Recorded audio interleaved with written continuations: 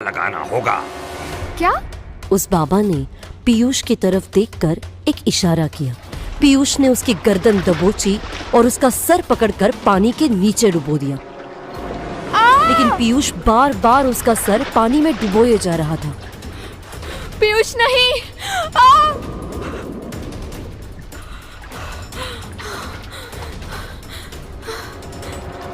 I am sorry निकी, रस्म की वजह से मुझे ऐसा करना पड़ा। रस्म? तुमने तो मुझे मार ही डाला था पीयूष।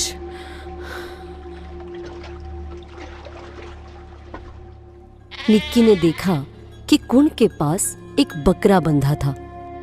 इस बकरे को तो बिल्कुल किसी दुल्हन की तरह सजाया गया है। बहू, हमारे यहाँ माना जाता है कि विवाह के दिन एक बकरी को दुल्हन की तरह सजाकर उसका बलिदान देने से वधूवर की गृहस्थी हंसी खुशी और सुरक्षित व्यतीत होती है।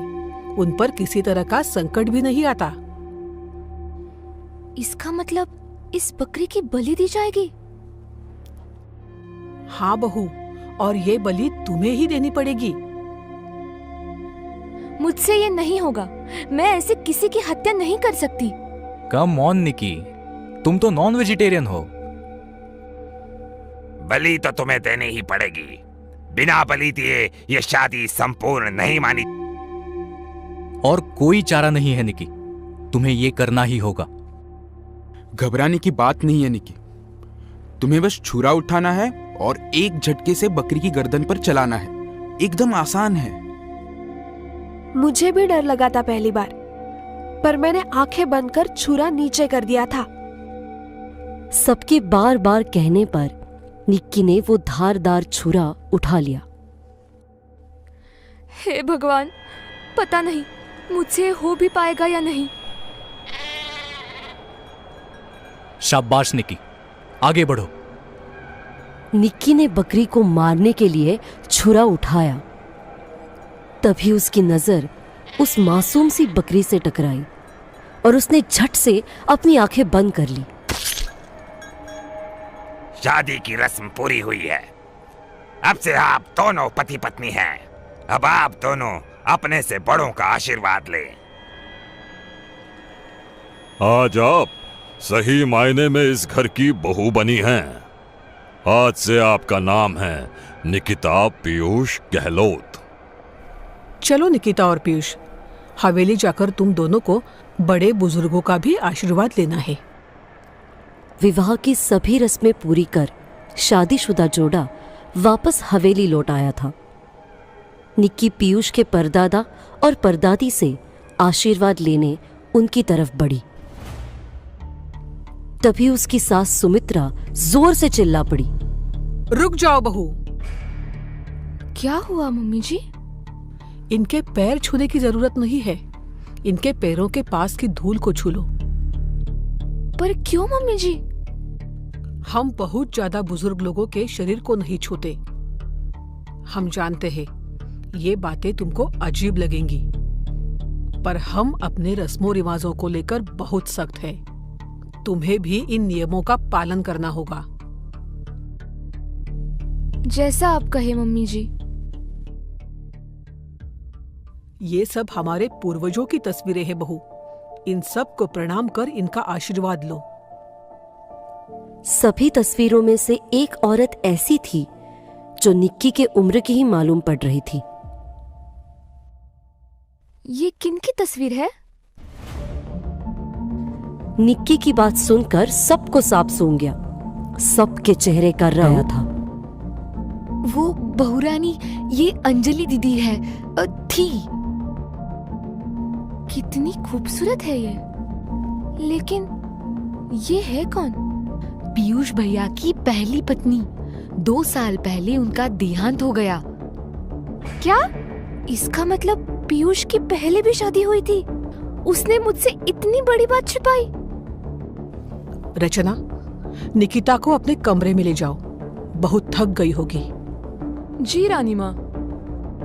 अपने कमरे में अकेली बैठी हुई निक्की अभी भी पीयूष उभर नहीं पाई थी। मैंने कभी सपने में भी नहीं सोचा था कि पीयूष मुझसे इतनी बड़ी बात छुपाएगा। तभी कमरे में पीयूष ने कदम रखा। क्या बात है निकी? तुम इतनी उदास और गुमसुम क्यों लग रही हो? तुम ऐसे बिहेव कर रहे हो कि जैसे तुम्हें कुछ पता ही नहीं है। मैं तुम्हारा सच जान गई हूँ। कैसा सच? यही कि ये तुम्हारी दूसरी शादी है। मैं तुम्हारी पहली पत्नी नहीं हूँ। बोलो पीयूष, तुमने इतनी बड़ी बात मुझे पहले क्यों नहीं बताई? क्योंकि मैं इस बारे में कोई बात नहीं करना चाहता। निक्की के सब्र का बांध टूट चुका था। वो चिल्ला पड़ी। लेकिन क्यों? क्या मेरा इतना भी हक नहीं बनता कि मैं तुम्हारे अतीत के बारे में जान सकूं? तुम्हें मेरा अतीत जानना है ना? तो सुनो, 2 साल पहले मेरी और अंजलि की शादी हुई थी। अंजलि यहाँ के बड़े घराने से ताल्लुक रखती थी। हम दोनों अपनी शादीशुदा जिंदगी में बहुत खुश थे, लेकिन पीयूष बोलते बोलते खामोश हो गया। लेकिन क्या पीयूष, तुम चुप क्यों हो गए? अचानक से अंजलि को एक बहुत अजीब बीमारी हो गई। कैसी बीमारी? उसे हवेली में अजीब लोग दिखते थे।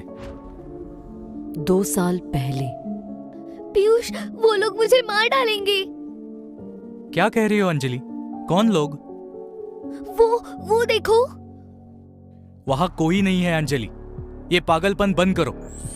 मैंने उसे बड़े से बड़े डॉक्टर को दिखाया, यहां तक कि उसे इलेक्ट्रिक थेरेपी भी दी गई, लेकिन उसकी बीमारी दिन ब दिन बढ़ती रही। फिर एक दिन उसने हद पार कर दी। मुझे इस कमरे से अंजलि के चीखने की आवाज आई। मैं दौड़कर यहां आया। वो बिस्तर पर दुबक कर बैठी हुई थी, मुंह सूखा हुआ हुए। वो बहुत डरी हुई लग रही थी। और वही बिस्तर के पास मेरी मां खड़ी थी। क्या हुआ मां? अंजलि इतना जोर से क्यों चीखी? पता नहीं बेटा, मैं भी इसी की आवाज सुनकर कमरे में आई। क्या हुआ अंजलि?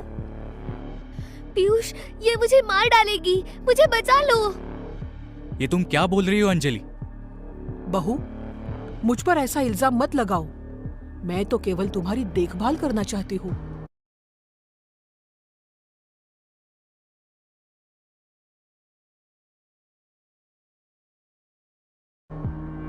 अंजलि, तुम्हें दिमागी बीमारी है। ये सब सोचना बंद करो और मां से अभी माफी मांगो। आओ बहू, मैं तुम्हें तुम्हारा देती हूँ। नहीं नहीं, मुझसे दूर रहिए।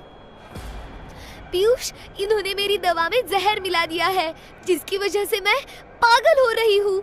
ये मुझे पागल कर देंगे पीयूष, ये सब इनकी साजिश है। अंजलि को इस कदर बीमार देखकर मां भी परेशान हो गई थी। वो मुझे कमरे से बाहर लेकर आई। पीयूष, बहू का खास ध्यान रखना। बाबा जी ने कहा है कि अगले 2-3 दिनों में उसके साथ कोई भी अनहोनी घट सकती है। जी मां, उसे माफ कर दीजिए। उसकी तरफ से मैं आपसे माफी मांगता हूं।